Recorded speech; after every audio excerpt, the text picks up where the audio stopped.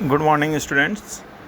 आज BSc third year की unit third organic chemistry से पढ़ने जा रहे हैं।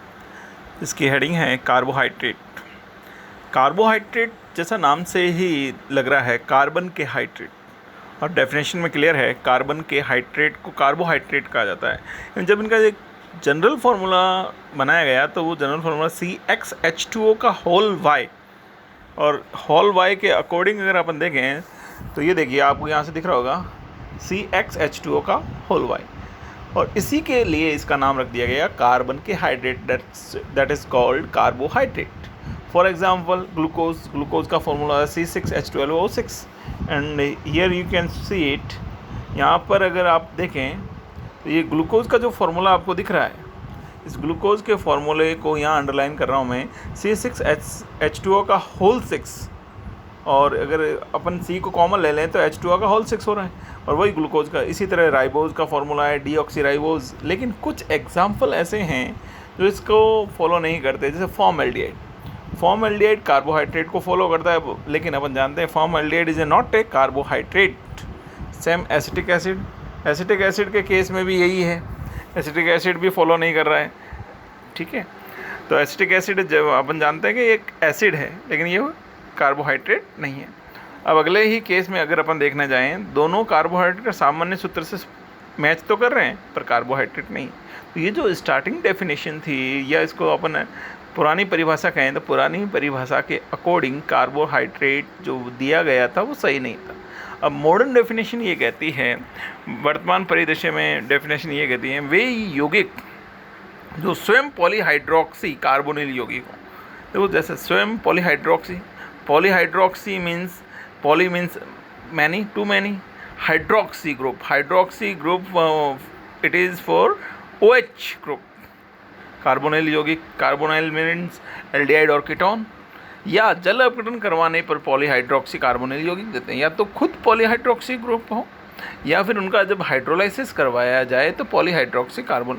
जैसे ग्लूकोज की अगर स्ट्रक्चर अपन यहाँ पे गौर करें तो ग्लूकोज की स्ट्रक्चर में अपने पास यहाँ फंक्शनल ग्रुप, आप देखिए यहाँ फंक्शनल ग्रुप जो है CHO है, CHO मीन्स एल्डिहाइड ग्रुप है, फिर एक OH, 2, 3, 4 OH ग्रुप जुड़े हुए हैं, एंड मोर देन वन यानी पॉलीहाइड्रोक्सी।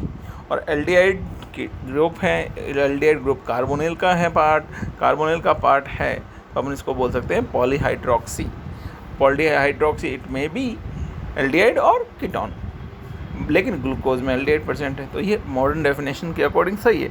नेक्स्ट अगर देखें फ्रक्टोज, तो फ्रक्टोज में भी अपन देखने जाएं पॉलीहाइड्रोक्सी कीटोन, हाइड्रोक्सी ग्रुप देखिए 1, 2, 3, 4 हाइड्रोक्सी ग्रुप।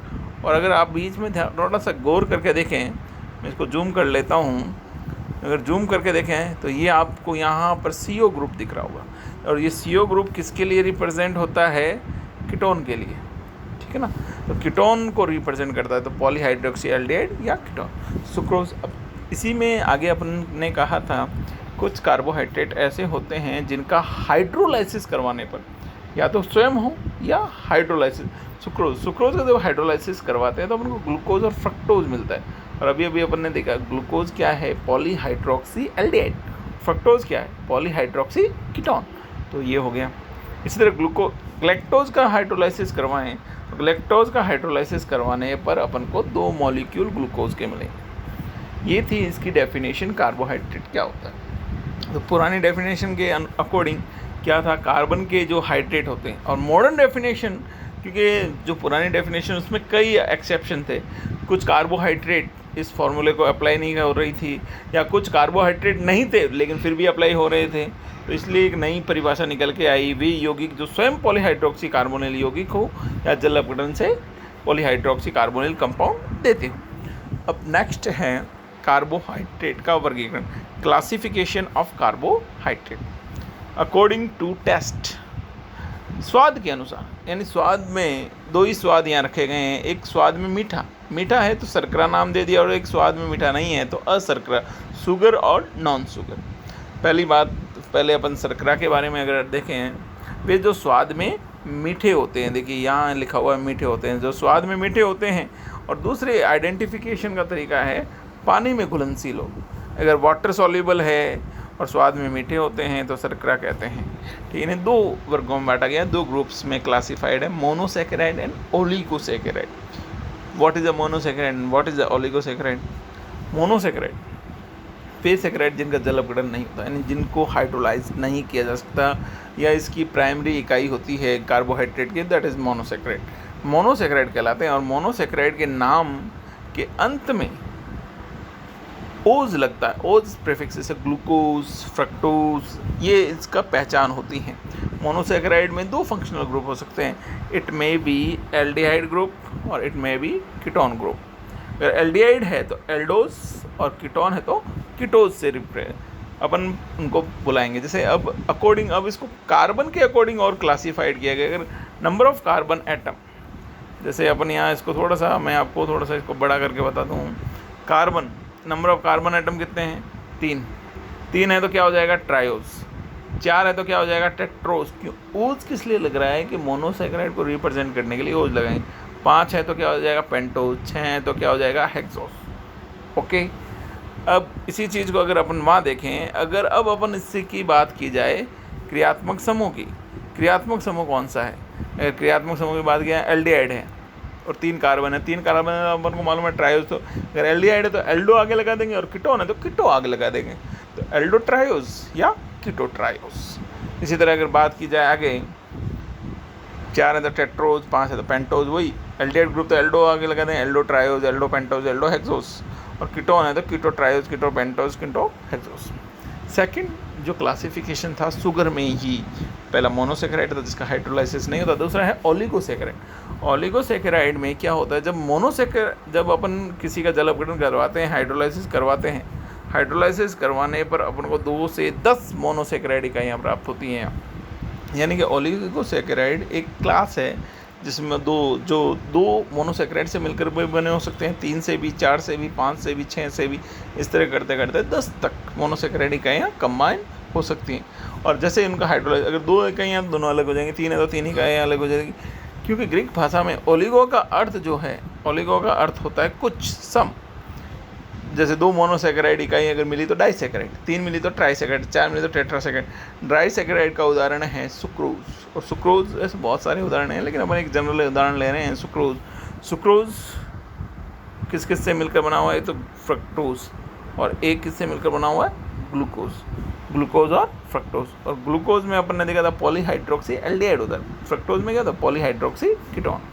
फिर अपन बात करें ट्राइसैकेराइड। ट्राइसैकेराइड का मतलब 3 मोनोसैकेराइड। रेफिनोज में क्या हो गया? ग्लूकोज हो गया, फ्रक्टोज हो गया और ग्लैक्टोज हो गया। इस तरह से 3 मोनोसैकेराइड इकाइयाँ उपस्थित हैं। अब अगली बात, अपना क्लासिफिकेशन जो है, उस क्लासिफिकेशन में अगला है वे मोनोसैकेराइड इकाइयाँ जिनका जल अपघटन से 10 से ज़्यादा, भाई जब अगर मोनोसैकेराइड जल अपघटन नहीं होता तो अपन कह देते हैं उसको मोनोसैकेराइड, और अगर जल अपघटन होता है और 2 से 10 इकाइयाँ प्राप्त होते हैं ओलिगोसैकेराइड, और जल अपघटन ही नहीं हो रहा तो अपन उसको असुगर, नॉन शुगर में क्लासीफाइड करते हैं। और जो जिनका जल अपघटन नहीं हो रहा तो वो अपने हिसाब से देखिए ये क्या होना चाहिए, ये स्वाद में मीठे नहीं होते, not sweet in taste. Starch cellulose है, ग्लाइकोजन है। ये स्टार्च, जैसे अपन गेहूं को पीसते हैं और जो अपन खाते हैं वो गेहूं की जो आटे होते हैं वो स्टार्च होता है। और स्टार्च को आप टेस्ट कर लीजिए और एक शक्कर को टेस्ट कीजिए, शक्कर स्वाद में मीठी होगी और स्टार्च जो है स्वादहीन होगी, टेस्टलेस होगी। तो इसी तरह अगर कार्बोहाइड्रेट को वापस से बड़े बड़े बातों में बांटा गया है तो शर्करा और अशर्करा। शर्करा को फिर वापस मोनोसैकेराइड और ओलिगोसैकेराइड। इसी तरह इसको एक ही है पॉलीसैकेराइड, अशर्करा को पॉलीसैकेराइड, क्योंकि इसके जल अपघटन से 10 से ज़्यादा इकाइयाँ, 10 से ज़्यादा मोनोसैकेराइड इकाइयाँ, और 2 से 10 के बीच में मिल रही है तो ओलिगोसैकेराइड है, और केवल अपघटन ही नहीं हो रहा तो फिर वो मोनोसैकेराइड है। तो ओके स्टूडेंट्स, आज अपन इसी टॉपिक को आगे करते हुए, ये क्लासिफिकेशन था। इस क्लासिफिकेशन में अपन ने सबसे पहले मोनोसैकेराइड पढ़ा, यानी कार्बोहाइड्रेट पढ़ा, उसकी दोनों डेफिनेशन के बारे में जानकारी ली। फिर अपन ने देखा कार्बोहाइड्रेट का वर्गीकरण किस किस आधार पर किया जा सकता है। कार्बोहाइड्रेट का जो वर्गीकरण था अपन ने देखा, एक तो कार्बोहाइड्रेट का वर्गीकरण था वो स्वाद के आधार पर था। स्वाद में अपन शर्करा और अशर्करा रखा। फिर स्वाद के बाद में अपन ने देखा जब शर्करा था, उस शर्करा को फर्दर क्लासिफाइड किया गया on the basis of hydrolysis, और on the basis of hydrolysis यानी जल अपघटन के आधार पे अपन जब देखते हैं तो मोनोसेक्राइड और ऑलिगोसेक्राइड। फिर फर्दर अगर मोनोसेक्राइड की अपन डिटेल स्टडी करते हैं तो उसको फंक्शनल ग्रुप के बेस पर और फर्दर क्लासिफाइड किया गया है, और फर्दर क्लासिफाइड जब किया गया है तो उस फर्दर क्लासिफाइड में अपने पास दो चीज़ें आई हैं। एक तो आया है एल्डिहाइड क्रियात्मक समूह या कीटोन। अगर एल्डिहाइड आ रहा है तो अपन एल्डो लगा रहे हैं, कीटान आ रहा है तो कीटोज लगा रहे हैं, एल्डोज और कीटोज। फिर ऑलिगोसेक्राइड, उसका जल अपघटन होने पर 2 से 10 मोनोसेक्राइड इकाइयाँ अपन को प्राप्त होती हैं। और अशर्करा, फिर अशर्करा का जल अपघटन 10 से ज़्यादा अगर इकाइयाँ प्राप्त हो और स्वादहीन हो तो अपन उसको क्या क्या बोल देते हैं, अशर्करा या पॉलीसेकेराइड। Okay my dear.